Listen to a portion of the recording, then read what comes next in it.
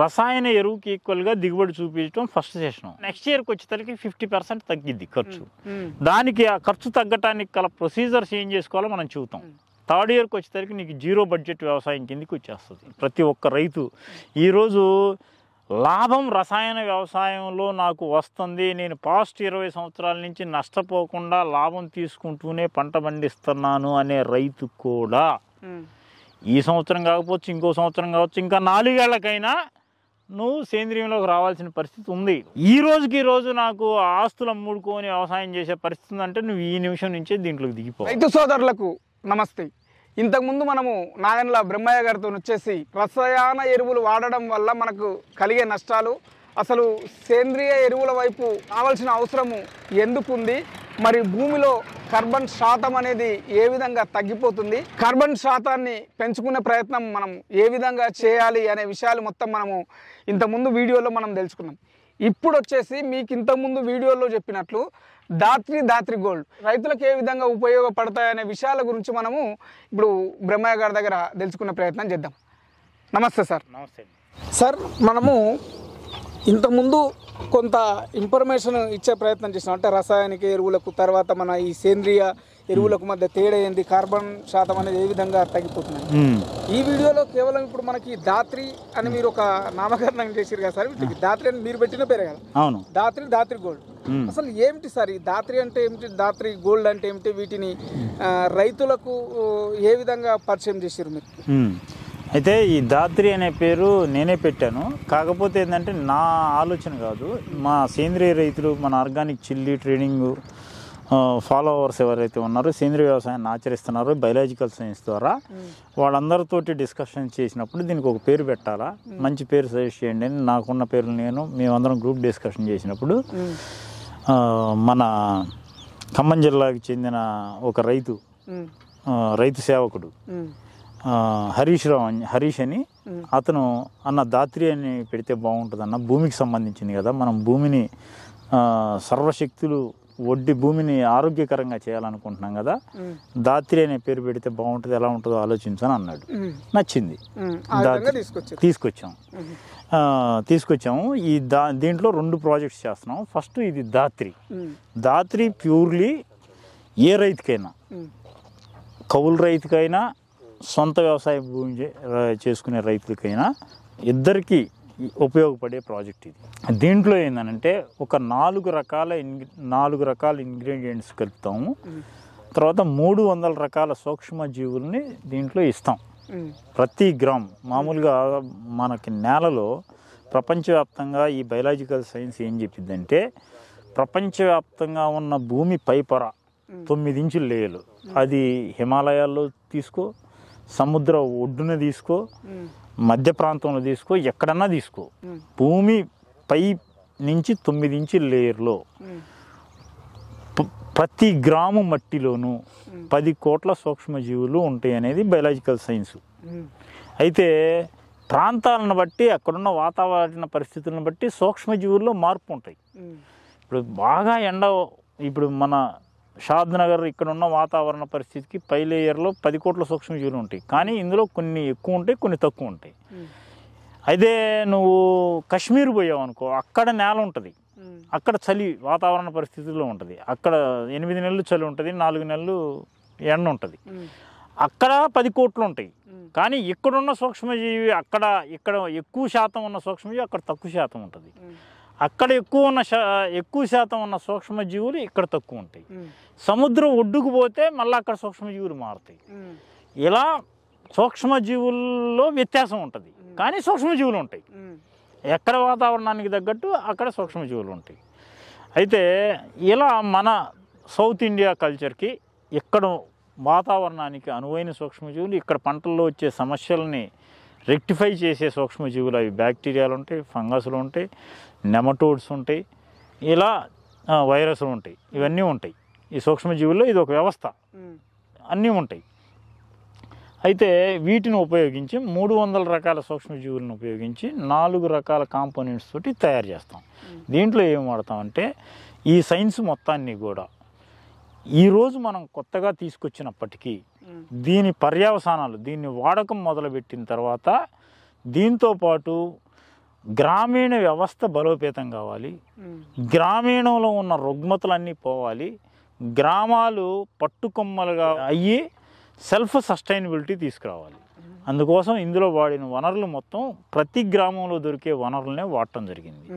ఇందులో వాడిన వనరులు ఏంటంటే ఫస్ట్ కోళ్ళ పెంట, మేకల పెంట, పశువుల పెంట, వరి పొట్టు, కోకో పిట్టు వాడటం జరిగింది. వాస్తవానికి కోకో పిట్ అనేది మనం ఫార్మర్స్కి చెప్పినప్పుడు దీంట్లో లేదు.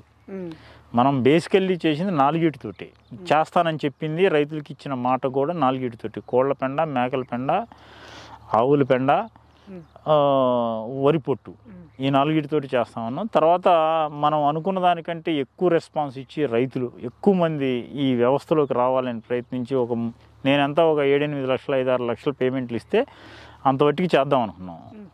విపరీతంగా ఈ వ్యవస్థని నమ్మకం ఏర్పరచుకొని 35 లక్షలు ఇచ్చినప్పుడు దీన్ని మోర్ ఎఫెక్టివ్ ప్రాజెక్ట్ చేద్దామనే ఉద్దేశంతో ఇప్పుడు దీంట్లో కొద్ది మొత్తంలో బయోచార్లు కూడా కలపటం జరిగింది. తర్వాత కోకో పిట్టు కూడా కలపటం జరిగింది. ఎందుకు అని అంటే కోకో పిట్టు కొబ్బరి ప్రాంత రైతులకు కూడా ఆదాయ వనరు పెరగాలి అని అంటే అది వేస్ట్ ఆఫ్ మెటీరియల్, దానికి కూడా డిమాండ్ రావాలి. కాబట్టి కోకో పిట్టును కూడా కొంత వాడటం జరిగింది. ఇప్పుడు 5 కాంపోనెంట్స్ 300 రకాల సూక్ష్మజీవులతోటి ఇది ఇస్తున్నాం. 5 రకాలు పోసాం కదా. ఇప్పుడు మీరు చూశారు ఇక్కడ కింద కోళ్ళ ఎరువు పోసాం, తర్వాత పశువుల పెండ పోసాం, తర్వాత వరిపుట్టు పోసాం, తర్వాత కొద్ది మొత్తంలో బయోచార్ పోసాం, ఆ పైన మేకల పెండ పోసాం. ఇలా లేయర్స్ పోసాం. లేయర్స్ పోసిన తర్వాత మనం ఏం చేస్తాము, పైనుంచి వాటరింగ్ సూక్ష్మజీవులతో కలిపిన వాటర్ని పైనుంచి కిందికి ఎరువులోకి పంపిస్తూ ఉంటాం. ఫస్ట్ ఇది ఇది వాస్తవానికి ఈ ప్రాజెక్టు 100 రోజుల పని, 100 days వర్క్ చేస్తాం.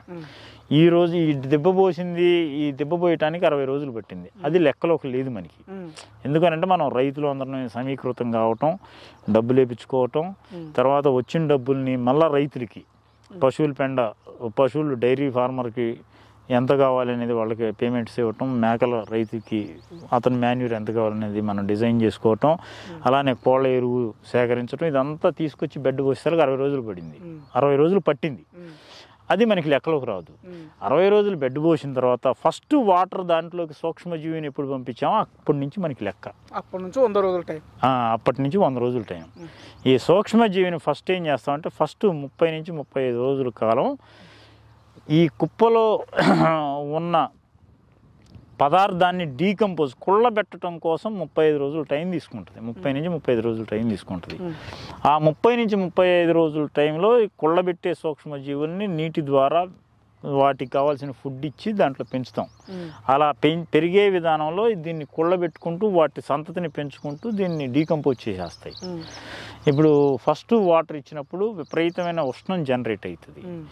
అలా జనరేట్ అయిన తర్వాత మనం ఒక 10 days కంటిన్యూస్గా ఈ సూక్ష్మజీవులను ఇచ్చుకుంటా ఉష్ణాన్ని పెంచుకుంటా పోవాలి. పెంచుకుంటా పోయిన తర్వాత సర్టైన్ హీట్ వచ్చిన తర్వాత కుప్పని తిప్పుతాం. ఇప్పుడు చేస్తున్నాం చూసావా, ఇలా 10 to 15 daysకి తిప్పుతాం. తిప్పి దాన్ని మొత్తాన్ని తీసేసి వేస్తున్నాం. వేసి పైది కిందిది అన్ని లేయర్స్ కలుపుకొని కలిసిపోయేటట్టు చేస్తాం. ఇప్పుడు ఒక్కొక్క లేయర్ వేసుకుంటూ పోయారు కదా, వాటిని మళ్ళీ మిక్స్ చేస్తాం. ఇలా తీసేయటం ద్వారా అన్ని మిక్స్ అయిపోతాయి. మిక్స్ అయిపోయిన తర్వాత మళ్ళీ సేమ్ బెడ్ పోస్తాం. ఇలా తీసి మళ్ళీ ఆరబెట్టినట్టు చేసి ఒక ఈవినింగ్ దాకా అయిపోతుంది. అది తీసి అవతలకి వేస్తే మళ్ళీ ఒక రోజుకి అవతలకి వేస్తాం మొత్తం బెడ్ని వేసి మళ్ళీ వాటరింగ్ ఇస్తాం. మళ్ళీ 15 రోజులు మళ్ళీ ఈ డీకంపోజింగ్ సూక్ష్మజీవుల్ని ఇస్తాం. ఎప్పుడైతే మనకి మన చెయ్యి భుజం కిందికి ఎక్కడ చేయి పెట్టినా కానీ నీకు హీట్ అనేది రావట్లేదు, అప్పుడు డీకంపోజింగ్ సూక్ష్మజీవుల పని అయిపోయినట్టు.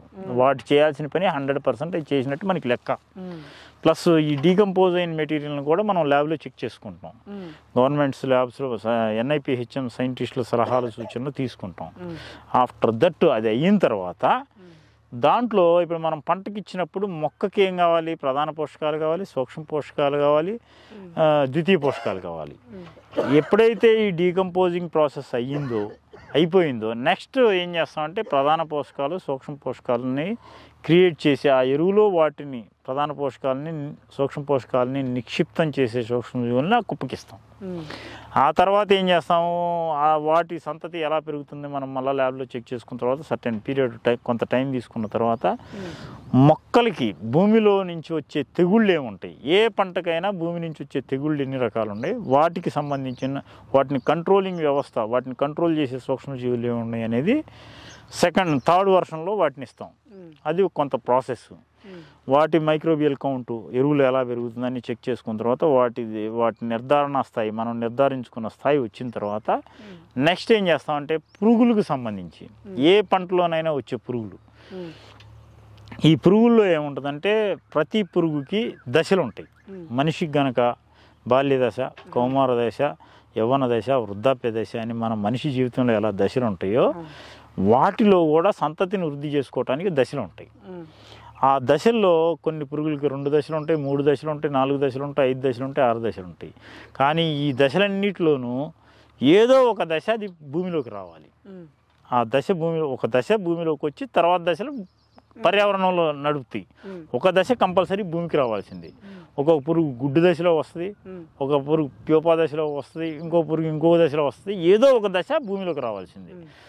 ఆ దశల్ని భూమిలో కంట్రోల్ చేసినప్పుడు పర్యావరణంలో విపత్తుని మనం తొందరగా అనుకూలంగా విపత్తును తగ్గించుకొని మనకు అనుకూలంగా పర్యావరణాన్ని మార్చుకోవడానికి అవకాశం ఉంటుంది. 4th సెషన్లో ఈ పురుగుని కంట్రోల్ చేసే సూక్ష్మజీవుల్ని మనం ఇవ్వటం జరిగింది. ఇవన్నీ అన్నీ ఇచ్చిన తర్వాత మళ్ళీ వీటిని బయలాజికల్ సైన్స్ ప్రకారం టెస్ట్ చేస్తాం. ఇందులో నత్రజని ఎంత ఉంది, భాస్వరం ఎంత ఉంది, పొటాష్ ఎంత ఉంది, మైక్రోన్యూట్రియంట్స్ ఏమేమి దొరుకుతున్నాయి, ఇది ఏ పంటకైనా ఎలా ఉపయోగపడిద్ది అనేది మనం మొత్తం సైంటిఫిక్గా చూసుకున్న తర్వాత మళ్ళీ ఈ మైక్రోబియల్ కౌంట్ కూడా చూస్తాం. ఏ మైక్రోబ్ వాల్యూ మనం అనుకున్న సూక్ష్మజీవులు అన్నీ అందులో ఉన్నాయా, ఒకదాన్ని ఒకటి తినేసిందా, పర్యావరణంలో మనం అనుకున్న స్థాయిలో ఈ సూక్ష్మజీవి పెరిగిందా పెరగలేదు అనేది కొన్ని పారామీటర్స్ ప్రకారం ల్యాబ్ అనాలిసిస్ చేపించి స్టడీ చేసి అంతా ఓకే అయిన తర్వాత 50 kg బ్యాగులు ప్రిపేర్ చేసి ఫార్మర్స్కి ఇస్తాం. ఫార్మర్స్ తీసుకున్న తర్వాత పొలాల్లో ఎప్పుడు ఇచ్చుకోవాలి సార్? ఇది ఫార్మర్స్ ఏంటంటే ఈ రసాయన వ్యవసాయం చేసే ఫార్మర్స్కి మనం సేంద్రీయ వ్యవసాయంలో ఎరువు వాడాలన్నప్పుడు కాంప్లికేటెడ్ ఇష్యూస్ లేకుండా సులభతరంగా అర్థమయ్యే మెథడ్స్ని మనం కొన్ని డెవలప్ చేయడం జరిగింది. ఈ సేంద్రీయ ఎరువు ఇప్పుడు రసాయన ఎరువులు ఏం చేస్తున్నాడు, ఒక పంట కాలంలో ఒక 15 నుంచి 40 రకాల ఎరువులు వాడుతున్నాడు, పంటను బట్టి వాడుకుంటున్నాడు. ఆ 40-30 రకాలు వాడిన తర్వాత పంట ఇత్తనం కానించి పంట అయిపోయే లోకలు కొంతమంది 5-10 రకాలు వాడుతున్నారు, కొంతమంది 15-20 రకాలు వాడుతున్నారు, కొంతమంది 40 రకాలు వాడుతున్నారు. అది రసాయన సైన్స్లో నడుస్తుంది. మనమిచ్చే ఈ బయలాజికల్లో మనమిచ్చే ఈ సేంద్రీయ ఎరువు అనేది విత్తనం కానించి పంట అయిపోయే వరకు ఈ ఒక్క వస్తువుని వాడే పంట పండించవచ్చు. ఎట్లా సార్ అవుతుంది, ఎట్లా పాసిబుల్ అవుతుంది? పాసిబుల్. ఎందుకనంటే రసాయన ఎరువులో 40 రకాలుగా డివిడెంట్ చేసిన వస్తువులన్నీ కూడా ఒకే పదార్థంలో ఉంటాయి. ఇక్కడ డివిజన్ ఉండదు. ఇందులో ఏముంటుంది, న్యూట్రియంట్స్ ఉంటాయి, ప్రధాన పోషకాలు అంటే సూక్ష్మ పోషకాలు ఉంటాయి. అయితే ఇక్కడ దీంట్లో ఏముందంటే మైక్రోబ్ సూక్ష్మజీవులు మనం ఏదైతే ఇస్తున్నామో ఆ సూక్ష్మజీవిని నువ్వు భూమిలోకి వేసిన తర్వాత, ఎరువుని భూమిలో వేసిన తర్వాత సూక్ష్మజీవి అనేది మేజర్ పార్ట్ తీసుకుంటుంది. ఇప్పుడు రసాయన ఎరువులు ఏముంటుందంటే ఏదైనా ఒక పదార్థాన్ని రసాయన ఎరువుని భూమికి ఇచ్చినప్పుడు మొక్క డైరెక్ట్గా తీసుకుంటుంది. తీసుకోవటం వల్ల తొందరగా రిజల్ట్ వచ్చినట్టు కనపడిద్ది. దీంట్లో ఏముంటుందనంటే ఇది డైరెక్ట్ యాక్షన్ ఉండదు, ఇండైరెక్ట్ యాక్షన్ ఉంటుంది. ఈ సూక్ష్మజీవులో ఇప్పుడు ప్రతి గ్రాము ఎరువులోనూ 10 కోట్ల సూక్ష్మజీవులు తయారు అవుతాయి. మనం చేసిన ప్రాసెస్ ప్రకారం ఈ కుప్ప ఈ ధర నుంచి ఆ ధరకి ఎన్ని వేల బస్తాలైనా ప్రతి బస్తాలో ప్రతి గ్రాముని నువ్వు చూస్తే కూడా 10 కోట్ల సూక్ష్మజీవులు ఉంటాయి. మనం ఈ ఎరువుని 1 గ్రాము మట్టిని భూమిలో వేయంగానే ఇందులో ఉన్న సూక్ష్మజీవులు ఇమీడియట్గా వేరు వ్యవస్థలోకి వెళ్ళిపోతాయి. మొక్క వేరు వ్యవస్థకి పొంగలోనే మొక్క వేరు వ్యవస్థ దాన్ని టచ్ అయ్యి దాంట్లో వీటి ఆవాస స్థలం ఏర్పరచుకొని మొక్కతోటి సావాసం చేస్తాయి. ఈ సావాసంలో ఏం జరిగిద్దంటే మొక్క ఇప్పుడు మన ఇద్దరం ఇంటి పక్కన ఉన్నాం అనుకో, నా అవసరం నువ్వు తీరుస్తావు, నీ అవసరం నేను తీరుస్తావు. నా ఇంట్లో ఈ వస్తువు లేదంటే నిన్ను అడుగుతా, నువ్వు ఇస్తావు. నీ ఇంట్లో ఈ వస్తువు లేదంటే నన్ను అడుగుతా, తీసుకుంటావు. అలానే సూక్ష్మజీవి మొక్క సావాసం చేసి సూక్ష్మజీవి ఏం చేస్తుందంటే, మొక్క ఏం చెప్తుందంటే సూక్ష్మజీవికి, అమ్మ నాకు ఈ అవసరం ఉంది, నాకు దీన్ని తీర్చు అని చెప్పిద్ది. ఈ మొక్క ఏం చేస్తుందంటే ఎరువులో ఉన్న అది ఏం కావాలన్నదో ఆ పదార్థాన్ని తీసి మొక్కకి ఇస్తుంది. మొక్క ఏం చేస్తుంది, దాన్ని డైజెస్ట్ చేసుకొని తన ఎదుగుదలని ప్రేరేపించుకుంటూ కిరణజన్య సంయోగ క్రియ జరుపుకొని ఈ సూక్ష్మజీవికి కావాల్సిన గ్లూకోజ్ని మొక్క రిలీజ్ చేస్తుంది.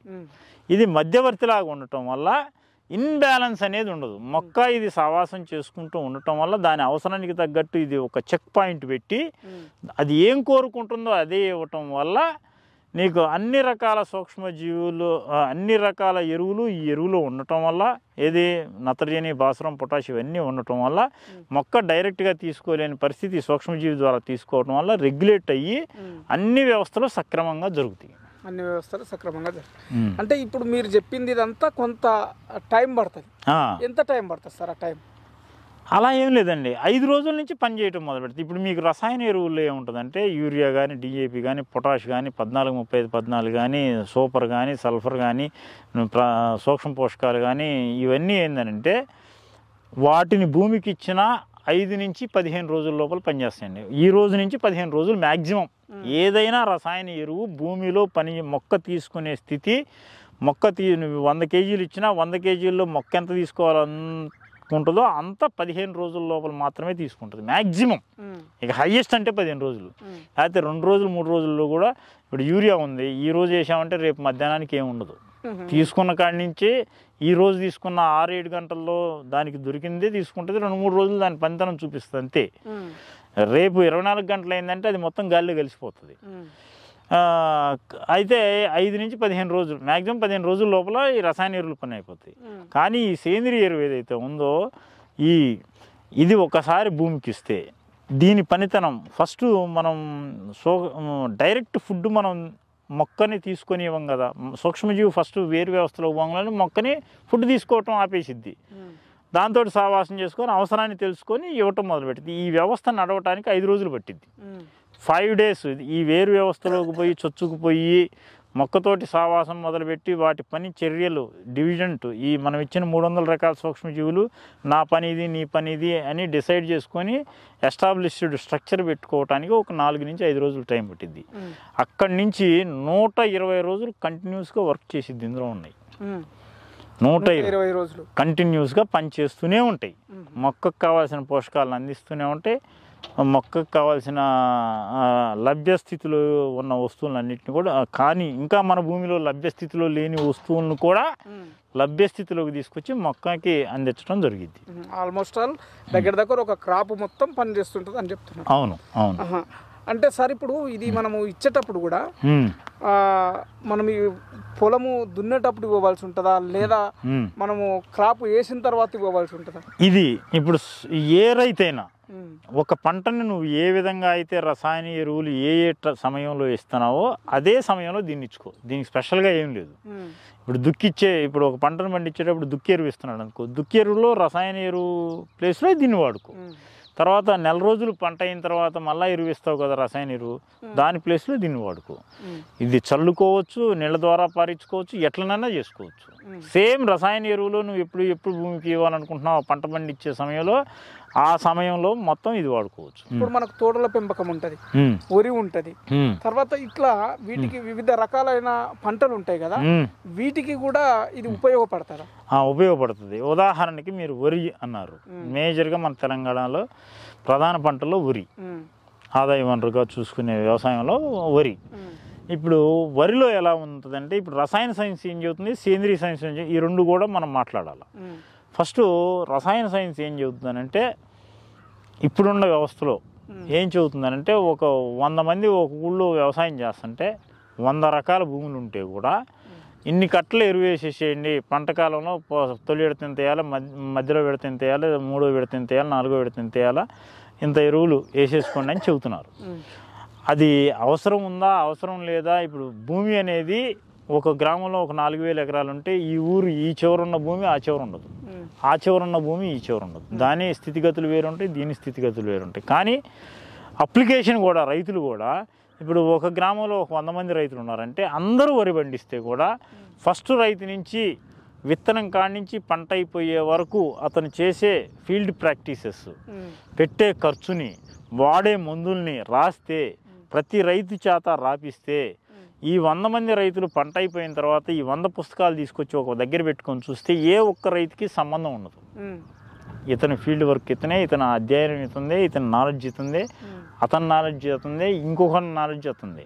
కాబట్టి పెట్టుబడి అనేది ఈక్వల్గా ఏ రైతు పెట్టడో, దిగుబడి కూడా ఈక్వాలిటీ రాదు.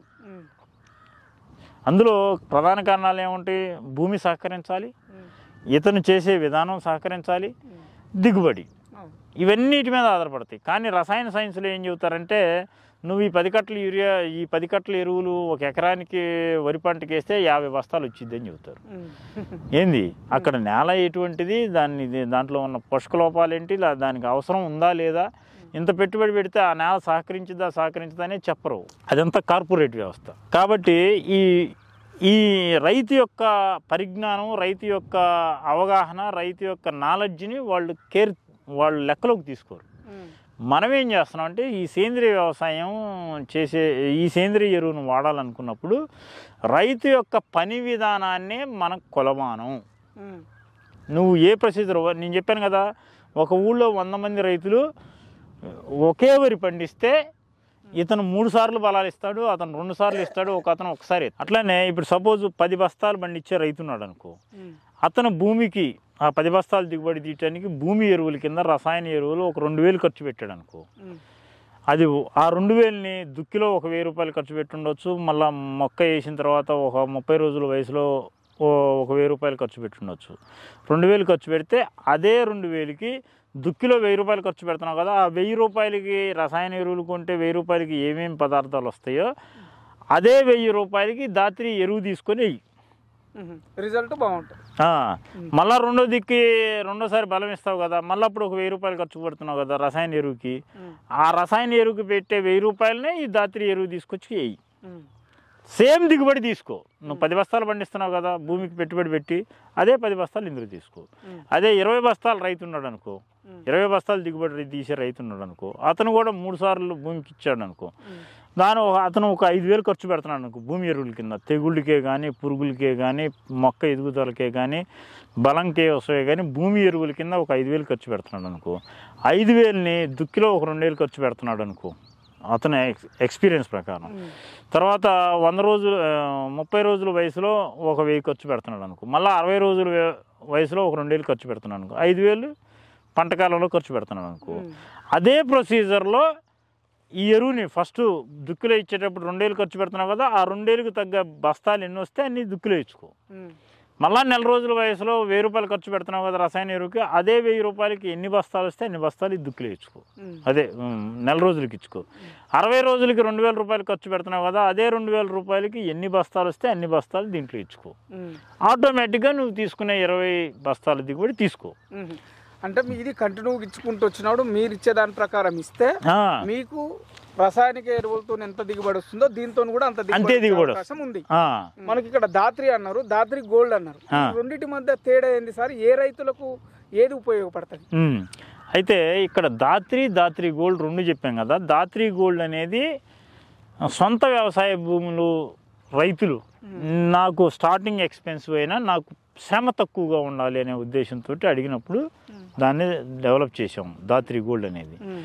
అయితే మరి సొంత వ్యవసాయ భూముల వాళ్ళకైనా మరి కౌలు రైతులు వేయకూడదా అని అంటే వేసుకోవచ్చు, ఎక్స్పెన్సివ్, కొంత ఖర్చు ఎక్కువ, వేయకూడదు అనేది ఏం లేదు, వేసుకోవచ్చు. నీ ఖర్చును బట్టి నువ్వు అది వాడుతానంటే కూడా వాడు. దానికి వ్యత్యాసం ఏంటంటే దాన్ని 8 రకాల ఇంగ్రీడియంట్స్తో తయారు చేస్తాం. దాంట్లో మేజర్గా బయోచార్ అనే పదార్థాన్ని ఎక్కువగా వాడతాం. ఈ బయోచార్ అంటే ఏంటంటే ఇది బొగ్గు, ఒక రకమైన బొగ్గు. ఈ బొగ్గులో సూక్ష్మజీవుల నివాసయోగ్యమైన వనరు బొగ్గు. కొన్ని వందల సంవత్సరాలు సూక్ష్మజీవులు బొగ్గులో నివసించగలిగే శక్తి సామర్థ్యాలు దానికి ఉంటుంది.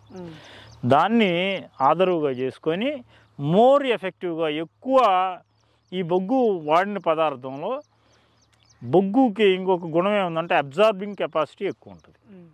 అబ్జార్బింగ్ కెపాసిటీ ఎక్కువ ఉండటం వల్ల ఏ వస్తువునైనా అబ్జార్బ్ చేసుకుని దాంట్లో ఎక్కువ రోజులు నిల్వ ఉంచే సామర్థ్యం ఉంటుంది.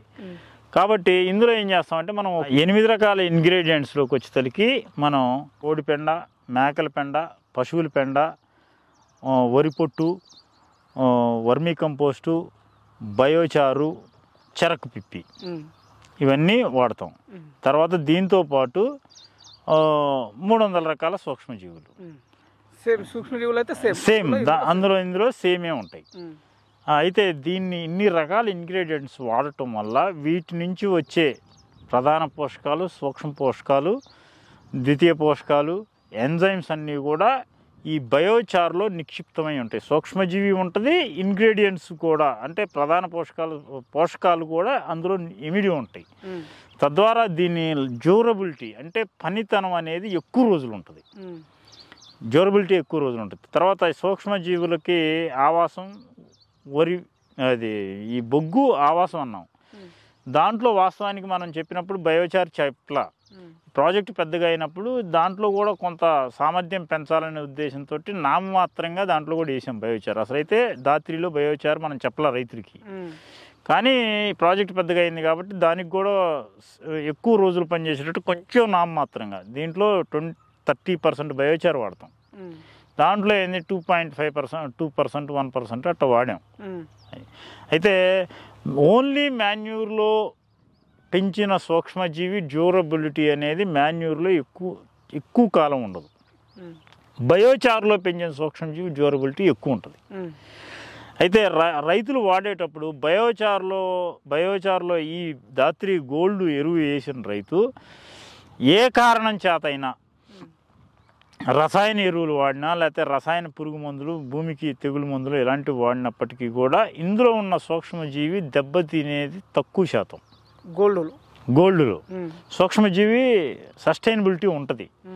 అంటే ఈ రసాయన మందులు వాడినప్పటికీ కూడా సూక్ష్మజీవి స్ట్రెంగ్త్ అనేది తగ్గదు, కొంత డ్యూరబిలిటీ ఉంటుంది. అదే సేంద్రియ దాంట్లో దాత్రిలో వాడింది ఏంటంటే రసాయన ఎరువు వాడాడు అనుకోండి. రసాయన ఎరువులు అంటే ఇక్కడ రైతులకు తెలియాల్సిన విషయం ఏంటంటే సూక్ష్మజీవుల్ని ఏమి డ్యామేజ్ చేస్తాయి అనేది ప్రధానంగా తెలియాలి. సూక్ష్మజీవుల్ని హాని కలిగించే పదార్థాలు ఏందనేది మనం వ్యవసాయంలో వాడుతున్న పదార్థాలు ఏంటంటే ప్రధానంగా రసాయన పురుగు మందులు. భూమికి వేరు పురుగు వచ్చిందనో నెమటోడ్స్ వచ్చినాయనో రసాయన పురుగు మందులు మొక్క మొదళ్ళ దగ్గర అక్కడెక్కడ పోస్తుంటారు. అది ప్రధాన సమస్య. అది ఈ సూక్ష్మజీవులను చంపేస్తుంది. తర్వాత కలుపు మందులు, ఎక్కువ కలుపు వచ్చిందని చెప్పేసి మనుషులు దొరకట్లేదని చెప్పేసి లేబర్ ఎక్స్పెన్సివ్ అయిపోయిందని చెప్పేసి 1000కో 500కో కలుపు మందు వస్తుందని చెప్పేసి కలుపు మందుని పిచికారీ చేస్తుంటారు. ఆ కలుపు మందు కూడా ఈ సూక్ష్మజీవుల్ని దెబ్బతీస్తుంది. తర్వాత భూమిలో విల్టు తెగులని లేకపోతే భూమి నుంచి సంక్రమించి ఎండు తెగుళ్ళు, ఇలాంటి తెగుళ్ళకి మొక్కలు చనిపోతాయని చెప్పేసి కాపరాక్సిక్లోరైడ్ అని, కార్బనిజం అని, ఇలాంటి రెడోమిలియం అని ఇలాంటి మందులు భూమికి వాడుతుంటారు. ఇవి ప్రమాదం. ఇవి సూక్ష్మజీవులను చంపుతాయి. ఈ 3 పదార్థాల తర్వాత కొన్ని గుళికలు వాడుతుంటారు. 4-8 అని, థిమ్మేట్ అని, కార్బోఫిరాన్ 3G అని, ఇలాంటి గుళికలు వాడుతుంటారు. ఇవి ఈ సూక్ష్మజీవులను చంపేస్తాయి. వానపాముల్ని, సూక్ష్మజీవుల్ని, పర్యావరణాన్ని దెబ్బతీస్తాయి. ఇవి కాకుండా యూరియా, DAP, పొటాషు ప్రధాన పోషకాలు, సూక్ష్మ పోషకాలు అంత డ్యామేజ్ చేయవు. సూక్ష్మజీవుల్ని చంపే పరిస్థితి వాటిల్లో చాలా తక్కువ ఉంటుంది. దాని ఎఫెక్ట్ ఉంటుంది. కానీ సూక్ష్మజీవులు చనిపోయి నిర్వీర్యమయ్యే అంత ఎఫెక్ట్ వాటి ద్వారా ఉండదు. ఇవి వాడకుండా అవసరమైతే నేను ఇన్ని రోజులు రసాయన వ్యవసాయంలోనే చేశాను కాబట్టి నా అంటే నేను గ్యారంటీగా దీన్ని సేంద్రియంలో పండిస్తానో పండిలోనో టైం పోయిద్దేమో, నాకు దిగుబడి రాదేమో భయపడేవాళ్ళు రసాయన ఎరువులు అంటే యూరియా కానీ, DAP కానీ, పొటాష్ కానీ, 14-35-14 కానీ, ఇంకా 23-23 కానీ, 24-24 ఏవైనా కానీ వాడుకోవచ్చు. ఇవి వేస్తూ వాడుకోవచ్చు. కంపల్సరీ ప్రతి రైతు ఎరువు వేసిన ప్రతి రైతు వాడకూడని ఎరువులు ఏంటంటే భూమికి ఇచ్చే తెగులు మందులు, భూమికి ఇచ్చే పురుగు మందులు, భూమికి ఇచ్చే రసాయన గుళికలు వాడకూడదు. అది వాడకుండా ఈ ఎరువు వాడుకోవచ్చు. మనం ఇంతకుముందు మాట్లాడుకున్నట్లే ఇప్పుడు ధాత్రి గోల్డ్ కానీ ధాత్రి కానీ ఏ రైతులకు ఉపయోగకరంగా ఉంటుంది? ఒక బ్యాగ్ వచ్చేసి ధాత్రి గోల్డ్ ఎంత ఉంటుంది, ధాత్రి ఎంత ఉంటుంది? ఇది మనం రైతులు మనకి ఫాలో అయ్యే రైతులకి మనం తయారు చేసిన మెథడ్ ఏంటంటే కౌలు రైతులకి ధాత్రి, సొంత రైతులకి ధాత్రి గోల్డ్. ఎక్స్పెన్సివ్ చేసుకుంటాము, మా భూములు మేము బాగు చేసుకుంటాము. ఒకసారి ఇది చెప్పాను కదా డ్యూరబిలిటీ ఎక్కువ ఉంటుందని, ఇది 500 days పనిచేస్తుంది భూమిలో. అది 120 రోజులు చెప్పాము ధాత్రి. ఇది 500 రోజులు పనిచేస్తుంది. ఈ రోజు వేసిన కాడి నుంచి 500 రోజులు పనిచేస్తుంది. అంటే ఏంది రైతు ఏంది 500 రోజులు పనిచేస్తుంది అని అంటే ఏంది, ఇందులో ఉన్న పోషకాలు 500 రోజులు పనిచేయవు మొక్కకి. ఇందులో ఉన్న సూక్ష్మజీవులు భూమిని 500 రోజులు కాపాడుతూ ఉంటాయి. అయితే పోషకాలు తగ్గినాయి అన్నప్పుడు మళ్ళీ ఇచ్చుకోవాల్సిందే ఎరువు. అది ధాత్రి ఇస్తావా, ధాత్రి ఇందులో ఉన్న పోషకాలను భూమి మొక్క తీసుకుంటూ ఉంటుంది. దాని పోషకాల సామర్థ్యం అయిపోయిన తర్వాత ఇక దానిలో లేని పోషకాలను ఇవ్వలేదు. భూమిలో ఈ లోపల ఇది ఈ ఎరువులో ఉన్న పోషకాలను మొక్క తీసుకున్నన్ని రోజులు ఇందులో ఉన్న సూక్ష్మజీవులు నీ భూమిలో కరగనటువంటి పదార్థాలను కూడా తీసిస్తూ ఉంటాయి. ఇది అది రెండు అయిపోయిన తర్వాత మొక్క ఎదుగుదల అయిపోతుంది. అప్పుడు మళ్ళీ ఇచ్చుకోవాల్సిందే. వ్యవస్థ గురించి మనం చెప్పేటప్పుడు దీని యొక్క పనితనాన్ని రైతు అర్థం చేసుకోవటం కోసం విడమరిచి చెబుతున్నాం. మీకు ఏ సమస్యలు ఉన్నాయి, ఎరువు వాడే దాంట్లో నీకు ఏ సమస్య ఉన్నా కానీ నీకు మన కస్టమర్ సపోర్ట్ ఉంటుంది. మన ఆఫీస్ నెంబర్స్ ఉంటాయి, మన స్టాఫ్ ఉంటారు. నీకు ఏ పంటలో ఈ ధాత్రి ఎరువు వాడినా, ధాత్రి గోల్డ్ వాడినా నీకు ఆ పంటలో నీకు దాని గ్రోత్ని కానీ దాని దిగుబడిని తీసుకురావడానికి శాయశక్తిగా 100% మేము మీకు బ్యాక్ సపోర్ట్గా ఉండి రైతులకి ఈ ఇన్ఫర్మేషన్ ఇస్తుంటాం. తర్వాత మీరు రేట్ అడిగారు. ధాత్రి వచ్చేతలకి 750 రూపాయలు బ్యాగు, ధాత్రి గోల్డ్ వచ్చేసరికి 2000 రూపాయలు ఒక బ్యాగు. కాబట్టి ఇది ఈ సేంద్రీయ వ్యవసాయం గురించి తెలుసుకోవాలనుకున్నా, వాడాలనుకున్నా మన ఆఫీస్ నెంబర్స్కి కాల్ చేసి రైతులు ఆర్డర్స్ పెట్టుకోవచ్చు. సార్ ఇప్పుడు చివరిగా ఏంటంటే ఇప్పుడు ధాత్రి గోల్డ్ కానీ ధాత్రి కానీ మనము పొలాల్లో వేసుకున్న తర్వాత ఇంతకుముందు రైతులు కావచ్చు, ఇక ముందు వేసుకుంటే కూడా ఎకరాకు రసాయన ఎరువులతో పాటు దిగుబడి ఎక్స్పెక్ట్ చేయొచ్చా, ఇంకా ఎక్కువ ఎక్స్పెక్ట్ చేయొచ్చా? ఫస్ట్ సెషన్లో ఇప్పటి వరకు మనం చెప్పేది ఏంటంటే ఫస్ట్ ఏంటంటే ఈక్వాలిటీ తీసుకురావాలి. ఇప్పటి వరకు సేంద్రియంలో రసాయన ఎరువులకి వాడిన దిగుబడికి ఈక్వాలిటీ లేదు. ఫస్ట్ మనం ఈక్వాలిటీ తీసుకురావాలంటే ఫస్ట్ సెషన్లో ఈక్వాలిటీ గురించే మాట్లాడతాం. నీకు ఈక్వల్గా వస్తుంది అనే ధైర్యం ఇచ్చి వాడిస్తున్నాం. ఆ ఈక్వాలిటీ వచ్చిన తర్వాత ఆటోమేటిక్గా నెక్స్ట్ ఇయర్ ఇంకా రసాయన ఎరువుతో సమానంగా నువ్వు దిగుబడి తీసి, రసాయన ఎరువుతో సమానంగా పెట్టుబడి పెట్టి రసాయన ఎరువుతో సమానంగా దిగుబడి తీసిన తర్వాత ఇంకా రసాయన ఎరువు జోలికి ఎందుకు పోతాడు? నెక్స్ట్ ఇయర్ కంటిన్యూ ఇదే వాడతాడు. వాడినప్పుడు నెక్స్ట్ ఇయర్ ఇప్పుడు ఈ సంవత్సరం ఫస్ట్ సెషన్ ఏం చెబుతున్నావు, రసాయన ఎరువుకి ఎంత ఖర్చు పెడుతున్నావు అంత ఖర్చు పెట్టు అంటున్నావు, తగ్గి మాకని అంటున్నావు. ఇప్పుడు రైతుల్లో ఏముందంటే సేంద్రియం అంటే తక్కువ ఖర్చు అంటారు. రసాయన ఎరువుకి ఈక్వల్గా దిగుబడి చూపించడం ఫస్ట్ సెషన్. ఒకసారి రసాయన ఎరువుకి ఈక్వల్గా దిగుబడి అంతా పెట్టుబడి పెట్టి తీసిన తర్వాత నెక్స్ట్ సెషన్లో రసాయన ఎరువులు వాడిన రైతుకి నెక్స్ట్ ఇయర్కి ఏం ఉపయోగం ఉండదు. మళ్ళీ నెక్స్ట్ ఇయర్ కొత్త పంట వేస్తే కొత్త ఎరువులు వాడాల్సింది, కొత్త పోషకాలు ఇవ్వాల్సింది, కొత్త ఖర్చు పెట్టి పంట పండియాల్సింది, నిరంతరం ఉంటుంది. సేంద్రియంలో ఏమంటే నెక్స్ట్ ఇయర్కి వచ్చేసరికి 50% తగ్గిద్ది ఖర్చు. దానికి ఆ ఖర్చు తగ్గటానికి గల ప్రొసీజర్స్ ఏం చేసుకోవాలో మనం చెబుతాం. అదే పనిని నెక్స్ట్ ఇయర్ కూడా ఫాలో అయ్యి కొంచెం అవసరమైతే కొన్ని సందర్భాల్లో మన ఎరువులు మళ్ళీ కొత్తవి వాడి థర్డ్ ఇయర్కి వచ్చేసరికి నీకు 0 బడ్జెట్ వ్యవసాయం కిందకి వచ్చేస్తుంది. దిగుబడి మాత్రం బాగుంటుంది. దిగుబడి యాజ్ ఇట్ ఈస్గా కంటిన్యూ అవుతుంటుంది. సాయిల్లో చేంజెస్ ఉంటుంది. ఫస్ట్ ఇయర్ ఒక సంవత్సర కాలం నువ్వు ఈ సేంద్రీయ వ్యవసాయం మన ఎరువులు వాడటం వల్ల ఒక సాయిల్ అనేది ఒక 10 to 15 years 20 years బ్యాక్ వెళ్ళిపోయింది. అలా 3 years నువ్వు ట్రావెల్ అయ్యేసరికి నీకు 0 బడ్జెట్ వ్యవసాయం కిందకి వచ్చేస్తుంది. అంత రిజల్ట్స్ దీంట్లో ఉంటాయి. ప్రతి ఒక్క రైతు ఈరోజు లాభం రసాయన వ్యవసాయంలో నాకు వస్తుంది, నేను పాస్ట్ 20 సంవత్సరాల నుంచి నష్టపోకుండా లాభం తీసుకుంటూనే పంట పండిస్తున్నాను అనే రైతు కూడా ఈ సంవత్సరం కాకపోవచ్చు, ఇంకో సంవత్సరం కావచ్చు, ఇంకా 4 ఏళ్లకైనా నువ్వు సేంద్రియంలోకి రావాల్సిన పరిస్థితి ఉంది, వచ్చిద్ది.